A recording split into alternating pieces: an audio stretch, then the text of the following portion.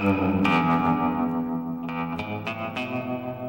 Merrill here from Main Street Service Center, and today I'm standing in front of a 1991 CJ7. Cute little Jeep. It's a great little vehicle to have around, have some fun in on the back roads or out at the farm or whatever. This vehicle was towed in to us because it was having some problems.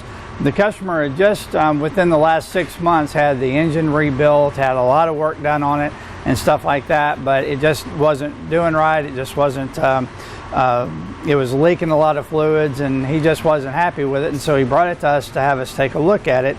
And one of the problems that he was having is he had no clutch, and so we pulled the transmission because we could tell by the inspection whenever it originally came in that the slave cylinder, the hydraulic fluid was leaking from the slave cylinder area, even though the slave cylinder had been replaced just a short time ago.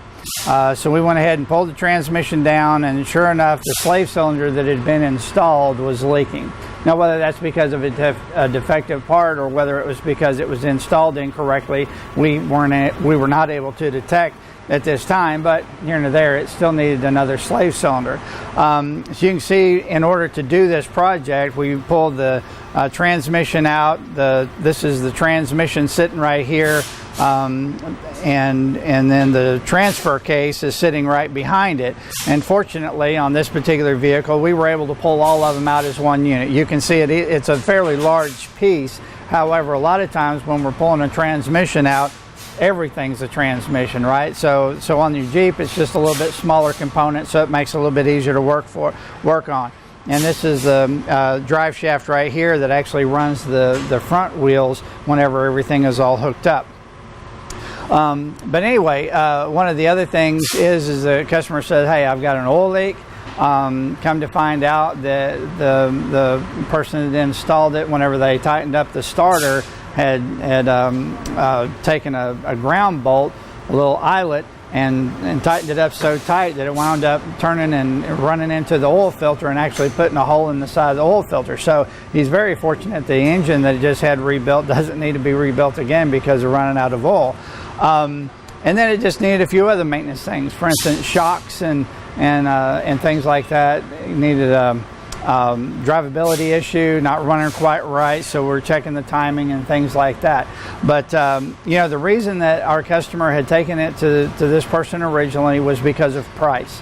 And I understand that everybody is looking for a good deal. Everybody wants the best price that they can get and get their vehicles fixed, or get whatever it is, whether we're buying a couch or whether we're buying a car. We all want our best deal. But in vehicle repair, you need to make sure that as you're looking for a shop to do your work, you're looking for somebody who's been there for a while, who's going to be there for a while, who has credentials to stand up and will stand behind the work that's done. Here at Main Street Service Center, every once in a while we have a comeback. We've made a mistake. We've got to fix something that we either didn't put together correctly, or we've gotten a part that has failed and we need to replace it.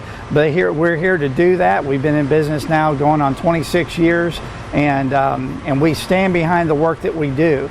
And I've heard people say, well, Kevin, you're really expensive. Actually, that's not true. We're not the highest shop in town, but we do have the most efficient technicians in town.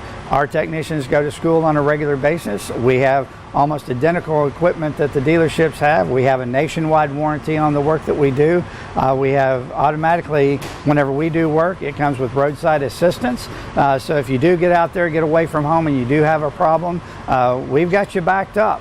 And so anyway, as you're looking for those places, don't always look at the bottom line of you know, what the dollars and cents is, because it all comes out in the wash.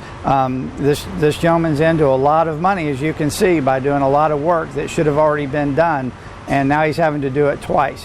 So if you've got a question about your vehicle, if you want some advice, or you're looking to buy a new vehicle, please give us a call. We'll assist you in any way that we can. That's what we're here to do. Our number is 741-4252, or you can come by 620 Goblin Drive.